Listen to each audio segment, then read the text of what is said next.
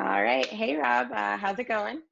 Hey, Jenna, I'm doing great. California is probably the same as Massachusetts. Yeah, we're on week 8 of shelter in place. And for me, it's serving as a good opportunity to get in touch with some of my work and have these conversations with you and yourself. Yeah, great. It's a nice day out here in Boston. We are here today. We're going to talk about the feet. I've been walking with my feet in the grass today, so That's uh, awesome. Me there's too. there's nothing better in Boston than when I can do that. Yeah, I'm looking forward to this conversation. I feel like the feet are underappreciated, neglected, and I'm hoping that kind of the different perspectives that we can bring to it will maybe shed some light on people and how they think about and feel their feet. Yeah, absolutely. We actually had a request. One of our friends requested that we talk about the importance of training the feet. I think she's had some struggles with her feet and really wanted some recommendations. So, Who and hasn't? Who yeah, who hasn't had hasn't a exactly? struggle? Yeah. And I agree. I think it's a really commonly ignored and hugely important part of the body. So I guess I'm gonna kind of just start out with asking you a question. Um, when, and maybe this is like way out of the box, but whatever. I actually want to know this. I don't know this for myself. Like, when did you have an aha moment that you were missing a huge piece of the puzzle and the huge piece was the feet? Like, when did you realize, like, oh no? Yeah, I think that's a huge question. I've never really been like that into like shoes and footwear in general. Like all throughout high school and college, as soon as the warm weather came in college in Florida, like I was always big on like just being barefoot. Okay. And then, but what I will say is that like in the gym environment and training realm, I was always wearing shoes, mainly because that's just like the culture if you go to a gym. And I think I was 25, and I went and I was working with this chiropractor from New Jersey, and we were having these conversations about rotational strength and rotational power, and how if you have weak feet, you're not going to be able to be as powerful and as strong as you want to be. And he put me through some really simple exercises and I couldn't do them. So at first I'm like, hey, wait, I'm deadlifting like over 500 pounds in the gym. I'm squatting like over 300 pounds. Like I can do all these explosive big movements, but I couldn't simply rotate. And then he had me do some foot exercises and I couldn't do them. And I was just boggled. And anyways, that kind of introduced me to the fact I was like, I am neglecting something, because what he had me do is he had me do some foot exercises, walk on the rocks for about 10 minutes, and then all of a sudden I could do these movements more easily. So whether it was placebo or not, he was just showing me that giving some really small signals to my feet went upstream to the rest of my body. So that was my mid 20s. Yeah, Okay. Wow. Um, I'm repositioning my camera. okay. Uh, so why did you want to talk about the feet? I mean, we got this question from our listener and friend, but Yeah. why did you think it was important as a trainer and someone that works with people's bodies? Yeah. So, like, because it's almost like I feel like it's like this big like secret. It shouldn't be a secret, but that like it is so I think still out of the box to suggest that you take your shoes off, or suggest that you do your exercises without your shoes on, or suggest that you even walk around your house without socks on. Like, people are like, why? They're like, They why think would they think it's weird, right? it's weird. They're like, why would I do that? And I know from my own experience, but then also now working with people, what, like, when it comes to your balance, your strength, your muscular endurance, your coordination, your vestibular system, like, just probably every aspect of training. I'm probably leaving out a million aspects of like why we're training. If you do not have your shoes on, your training experience is, in my opinion, like, the quality and the improvement is like is ginormous compared to having your shoes on. Obviously, you know, maybe someone has a specific condition where they like need their shoes on. We're not talking about them. We're talking about, you know, your everyday run of the mill person. And also like I have a lot of people who have foot pain, but they just think it's normal, or they just think that it's part of getting old, right? People love blaming like their aches and pains on aging. So Yeah. um, that's why I think it's really important and valuable to talk about. And someone might start listening and still be like, what? Like, why do we need to care about the feet? But like, just think about like, there are 26 bones and 33 joints in your foot alone. Yeah, that's Like, crazy. That's pretty much as many like vertebrae you have in your spine, and I don't maybe the same or more joints, probably like the same amount of joints in your spine. That's crazy, you know? yeah, that it is crazy. And we like this, you know, Tom Myers talks about them. He calls shoes you mentioned shoes in the beginning, like sensory deprivation chambers, but like we don't put our hands in like, you know, we put them in gloves in the winter, but we need our hands. We use them all day and that's normal, but we lock our feet away, and those Yeah, 33 joints don't get the movement, the articulation they need. We're all kind of walking downhill because almost every shoe has some type of heel, and then everything yeah, is smushed in the toe box, yeah. and all of the rest of our body is stacked on top of it. And It's like, it's yeah. yeah, you go. I Well, get it's I get it's the fired up. foundation, right? It's the It's foundation. the It's like foundation. when you start talking about like the toe box squishing our feet and almost deforming our feet, making our feet fit this like mold of a little casket, right? That's what I think of shoes as, is like there's little caskets for our feet. And anyways, like the bones smushed together, and you just think of like the circulatory issues that's going to arise out of that. Like you're not going to get as efficient blood flow or neural activity or you know, movement of fluids in your ankle and foot if like everything's just crammed together. uh and I think that's one of the things, is like when people are wearing shoes, they we almost do it uh subconsciously, right? Like we do it without even, it's not even just realizing it. We do it because we think it's serving a purpose, right? Oh, I go exercise, I put shoes on. I'm in the house, I have my indoor shoes. But like we're not really thinking about the ramifications of essentially like sticking our feet in these deprivation tanks for hours on end every day. And so that's where Every I day think a for lot of, 40 years. oh yeah, for 40 years. And I loved what you said about people, they have foot pain, they almost think it's normal, not even if it's aging. Like I know a lot of young people and they think I have a flat foot, you know, and they just think like, I've had a flat foot since I was 5 and I have flat feet. And they go through their whole life thinking that the foot can't change. And although Rome wasn't built in a day, over time, I've seen people's arches come back. I've seen my own feet, also in clients' feet. I've seen people who have high arches learn to lower the arches. I've seen people with no arches develop arches. I mean, this is not an impossible quest. It's one that requires time. Uh, so anyways, like we don't have to be a victim of circumstances with our feet. Yeah, totally I agree. And as you were talking, I was thinking like, okay, you know, for the person who is sort of like, all right, I hear what you're saying, but I'm not going to move through the world without shoes on. Like that's not how our society works. Yeah, we're not. Yeah, That's not at all what we're like proposing or suggesting. But then I might go back to that person and say like, okay, well, you like, then why do you train? And I would say that, you know, we could, and that's a huge question, but a lot of us train to move better, to feel better, and to do what our daily lives don't do for us, right? To get the movement nutrients that we don't get from our daily lives. mm-hmm. And if you are headed to the gym with that intention, and I think I know it's a broad, but I think mostly everyone who's going to the gym is recognizing that they're going to get something that they're not getting in their day-to-day life. They're going to get something else. And I think that's when we come in as trainers and sort of like be enthusiasts to try Huh.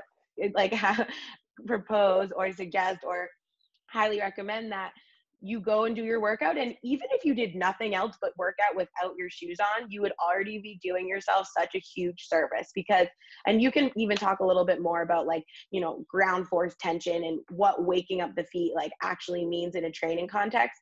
But even if like this conversation started to overwhelm someone and they were like, I don't know how to do foot exercises, like that's fine. Just take your shoes off and walk around and Take your shoes off. do your normal exercises without your shoes on, and you'll be already like way ahead of the game. Yeah, and you could, and if this is a foreign concept to you, what I would say is start with socks, wear your socks. Eventually, I think you'll get to a place where the socks aren't going to be so comfortable to wear. And it's almost like you're going to have a choice, like, do I do the shoe or do I take the socks off? I had somebody the other day, they took their shoes off for me. And I was like, I need you to take your socks off. And they said, I really don't want to take my socks off. And I said, why? They said, I really don't like my feet. And what I told them is that this 99% of people do not like their feet. I feel so sorry for all our feet out there. Like everyone is like ashamed of their feet. But anyways, I think walking without shoes is one thing. Also just walking without socks around the house, it really starts to allow you to feel more like you have as many proprioceptive like nerves in your hands and face as you do in your feet. So we take in the environment with our hands, we take in the elements with our face, but we can do the same thing with our feet when the socks are off. The second thing that happens when you take your shoes and socks off is now you pay attention a little bit more. So a lot of times if you're walking around the house with shoes on, you're not going to necessarily pay attention to your feet, your foot placement. And sometimes that actually leads to you not having great spatial awareness because you don't have to think about your feet. You just exist in shoes. The moment you take your shoes off, you start to pay attention more, because if you don't, you're going to stub your toe, you're going to whack your toe. You almost start to become more aware of your environment. And that was one of the things, like, I wanted you to talk a little bit about just like foot care, foot practices, for somebody who's thinking, oh, I'm overwhelmed by this. Like what sorts of things do you do just to take care of your feet that are simple? Yeah. I mean, it's interesting. Like, oh gosh, try not to use the word interesting, but there I go using it. It's something, I think we can, I want to pause and say like, well, when as a culture, as a society, when we think of foot care, I think a lot of people think of like going and getting a pedicure, like, or somehow like orthotics. Yeah. Like really cushiony shoes or like really supportive shoes, right? Like we don't even have time to get into like all the nuances of supportive shoes, but suffice it to say that that's not what you mean when you ask me that question. What do I do to take care of my feet? In the sense that like, I would argue that like anytime that I'm wearing shoes or trying, like I would say that that's probably just, that's time that I'm not taking care of my feet during those times. So some simple things that I like to do. One, like this is so simple, move my toes. So like a lot of us don't ever think about just trying to wiggle our toes. Like, and that's something simple. You can do that. Someone can do that at their desk, like even with their shoes on, if they didn't want to take them off, like start to wiggle your toes. That's super simple. Walking around in the grass, or even like, I know some people they're worried about, they get dirty. They don't like dirty. Like, okay, walk around inside without your shoes on, like you said. Try to walk on some different textures, like even like that's huge. Any different surface, even in your house, like anything like that is really simple. And a huge thing I do to take care of my feet, which I had to take a deep breath because it's hard as like a woman in 2020 who's trying to like look good or whatever I'm supposed to do. Like I do my best to never wear high heels, and I do my best to never really wear shoes that aren't shaped like feet. So if anyone ever wanted like recommendations for websites, like there are companies and there is a wavelength and a group of people out there that are on this wavelength. They're creating shoes that are shaped like feet. They're not that ugly, like, right, if you're worried about aesthetics. Yeah, no, they're actually putting they're getting fashionable. They really are. They are. So one of the biggest things I do is I wear those types of shoes when I do wear shoes. try to limit, if ever, wear high heels. Like high heels is its own sort of discussion, but it's worth mentioning just because so many women feel like pressure that there's so much to it, right? When you're taller, it's like, I don't know, there's so much like societal expectations around high heels. So we don't have to get into that, but that's one of the biggest things that I try to do. And I notice a huge difference. Like, yeah, you're getting your foot out. This is amazing. Do Yeah. you want to talk a little bit about? Well, I just want to talk about the high heel thing, because even though Okay. it's a cultural conversation, like essentially, you know, like this is your foot, okay? And when you force your foot into a heel, what it does with the whole big toe is like the big toe has to kind of jam in. So all the toes, they kind of like fold into one another. This doesn't do justice on the camera. And then the big toe to kind of meet with the other toes as it goes crooked. So it becomes almost pointy. Your foot almost becomes like an arrow when you're pushing wearing the heels. Okay. And then this leads to like another conversation is like bunions. You know, like Bunions, bunions which are I an issue wanted for to talk men about. and women. And I women, think yeah. more women. Hmm. But yeah, and we don't, people, I've worked with so many people who they wish they could do something about their bunions. And I see these same people wearing the arrow shoes, you know, and if you saw what that heel does, is it puts that big toe into a bunion position. So it's like, how can we help our feet, you know? And Yeah. to your point, getting out of the heels, I think that's so important. I think for women in the modern day, I don't agree with heels. I think if a woman wants to dress up and it's like part of the style or something, Yeah. yeah, And that, I mean, I don't like it, but like I'm it's not a woman in this culture, so I don't right. want to And speak what I don't know. there's this, like, there's a specific type of like empowerment, or like if I'm getting ready with my friends, like and I say, okay, heels or flats, like 10 out of 10 times my friends are going to say, wear the heels, those look better, you know? So there is like a big societal cultural component to That's heels. crazy, Jenna. I 10, didn't know 10 out of that. 10 times. Oh yeah. But Oh my God. with that said, okay, I want to come back to the bunions for a second, because I have a bunion, and I was taught that they're genetic, and that my dad has them and my grandmother had them, and that it makes sense that I have it. And I remember being in high school and it throbbing, and everyone's like, oh, you're screwed, it's genetic. And then I remember where I was on the street. I was listening to a Katie Bowman podcast about bunions and feet, and she presented all the science and the research that says, lo and behold, it is not genetic, and you can actually, reverse it, as long as, depending on how old you are and your history and your experience and all the Yeah. things. And I started going down this rabbit hole. And so I've been sort of doing this for like 2-ish years, and like my bunion is actually improving. It's slow, right? It's not like, you can't really change bone deformation overnight. But I see noticeable differences in my feet since I started or stopped wearing shoes that aren't shaped like feet, stopped wearing heels so much, like walking barefoot, waking up my feet, right? All these things have actually helped. And I'm 26. So, and I have clients who are like now in their 70s, and, their doctors really want them to get bunion surgery. So I'm not going to say if they started doing all of these lifestyle changes that their bunions are going to go away, but I think that's why it's great to have these conversations for people now, so that they can actually start to make these changes. Like, I know people have foot pain. And one other thing we didn't mention, and then I'm going to go Yeah. back to you so I stop rambling, but not just the bunion thing with the heels, is like the pelvis and the hams, like what it does to like your rib, your spine, upstream, right? Everything, it travels upstream, and everything gets a little displaced. And now 1 or 2 times, that's not, our bodies are adaptable, right? But constant over and over again, it's gonna, low back pain, right? Like all the things can kind of be traced back to some of these heels. Rib So cage, anyway, diaphragm, shoulders, neck, head. I mean, yeah.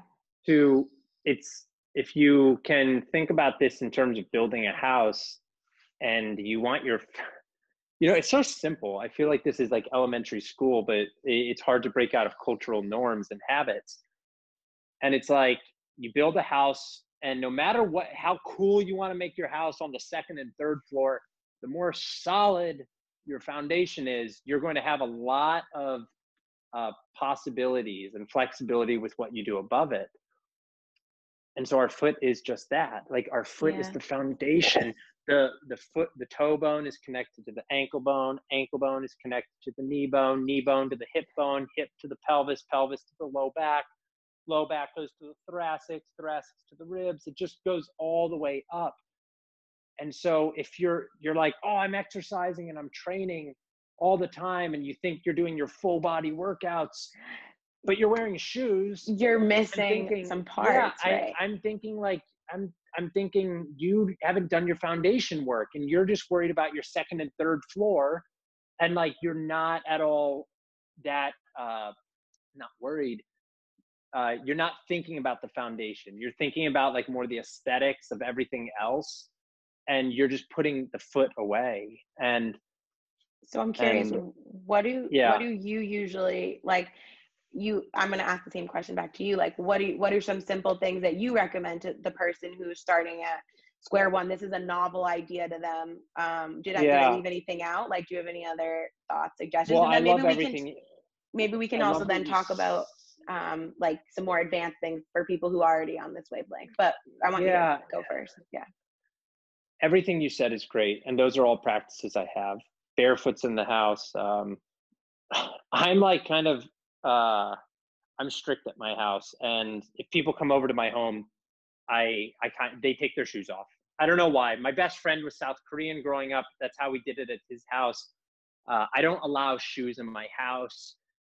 And so this one time, because my wife, Jess, now she's like into it. She's gotten into it. But at first, like her friends would come over and I'd be like, I'm telling your friends to take their shoes off. And she'd be like, like almost like, why do I have to have like the husband who's like going to like reprimand people for wearing shoes? And I made this joke.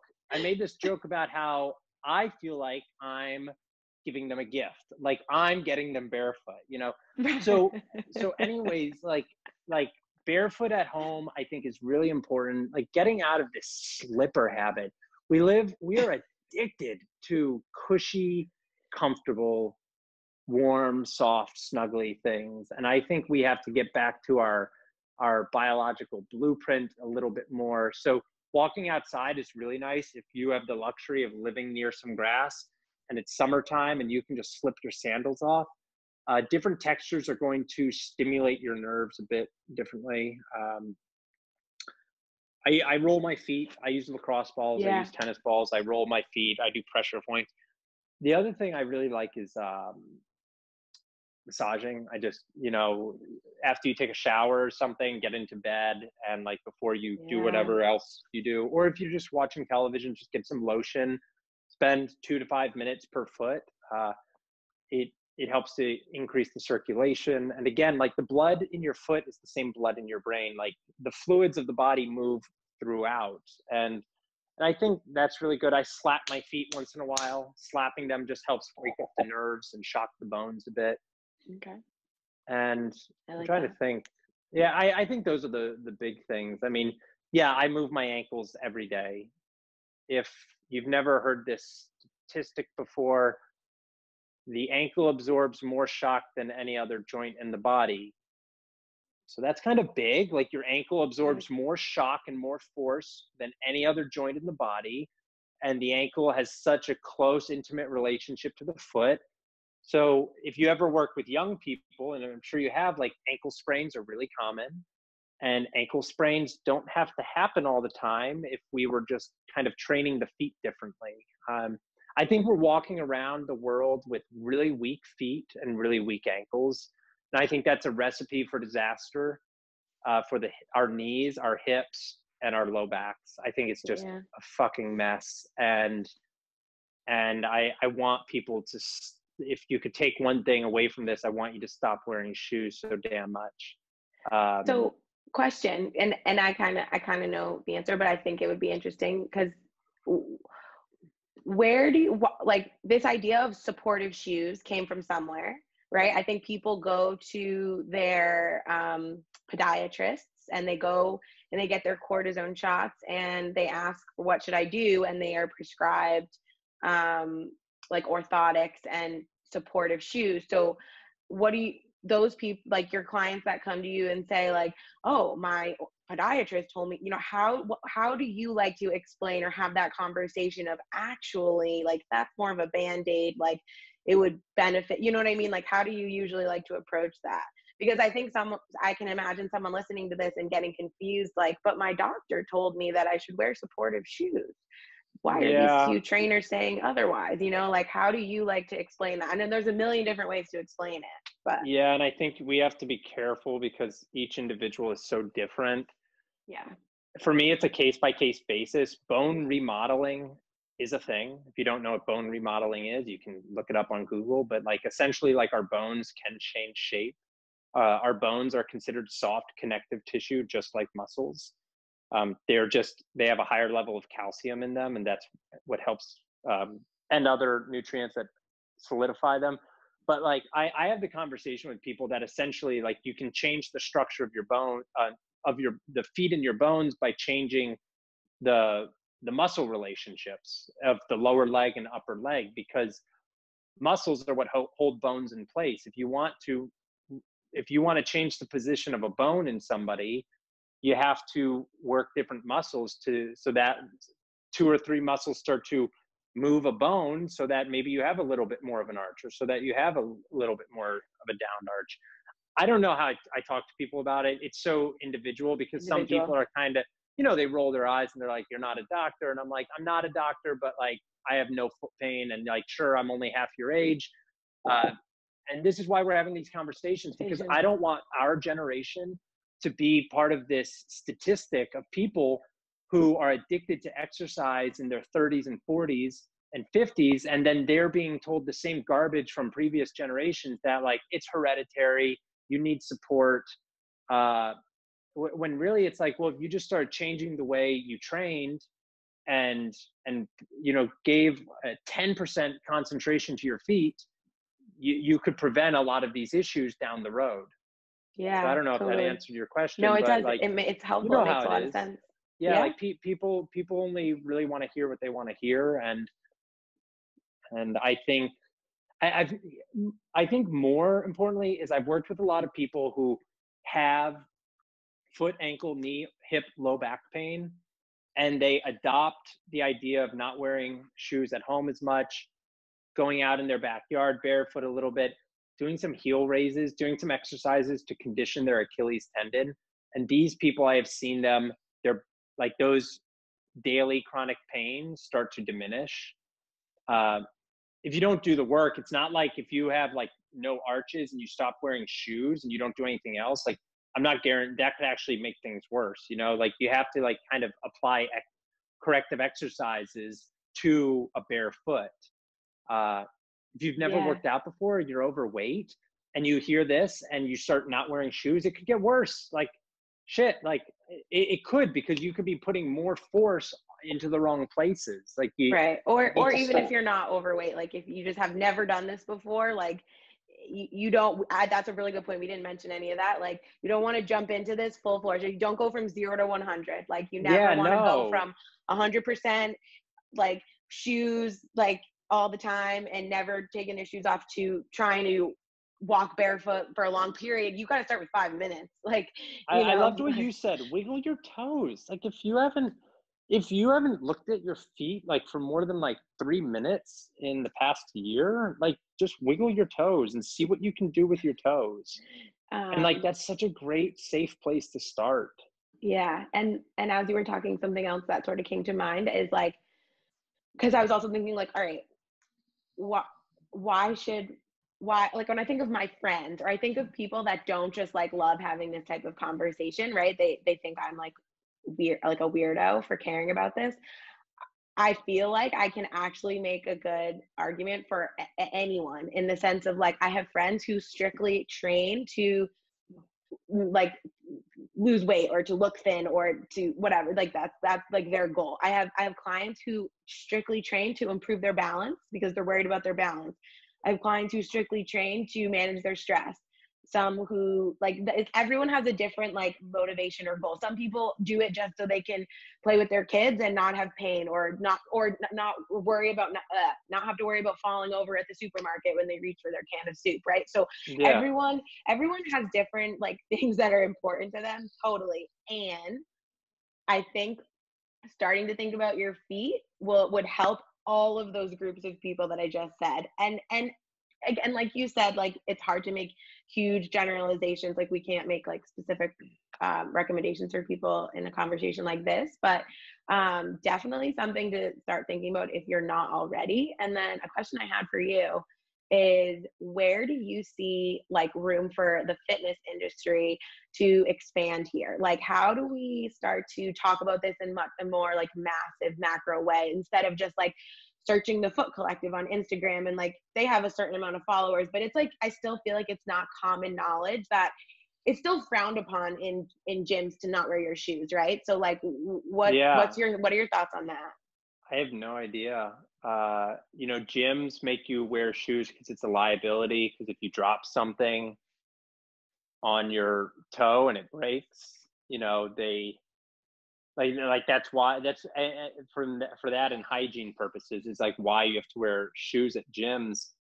I have no idea. I really don't know. I think people listening to this and people who are, like you said, going on the Foot Collective and, well, they're kind of like, they're curious about fitness and health and they're learning that the shoes are working against them. I think people almost just taking a stand at the gym and, somebody, they're working out in the corner doing their fitness thing. Somebody says, hey, you got to wear shoes. And they say, well, like, kind of standing up for your own health and standing up for your feet. I've done it at gyms. And I can think of one or two times where I've left gyms and I'm like, well, I'm not okay with this. You told me I could be a member. I'm doing my own thing. I have socks. I clean all the equipment off. Why can't I do my, 10 exercises without shoes on? It's not even like I'm walking around barefoot in the gym. I'm staying in my corner. So I don't know what the future has. I think just people like you and I, fitness professionals, health coaches, personal trainers, body workers, I think people speaking up for the foot. We're speaking up for the poor feet, the poor feet right. that everybody is so ashamed of. So ashamed of, those don't pay attention to, nor don't realize how important. All right, that's helpful. Yeah, I hope that, Yeah. and I think that's also why we wanted to have this conversation, to expand the dialogue around this, bring some awareness to it. Yeah. It's ignored and it's sad. It is sad, and I hope you can hear the sincerity of Jenna's and my voice, because we do care about like you being comfortable in your own skin. And what we are merely suggesting is that by starting to pay attention to your feet a little bit more and giving them a little TLC could actually positively influence the health of the rest of your body and your mind. And if you're in a relationship, I mean, giving your partner a foot rub is such an expressive way of like giving gratitude and like expressing your love and care.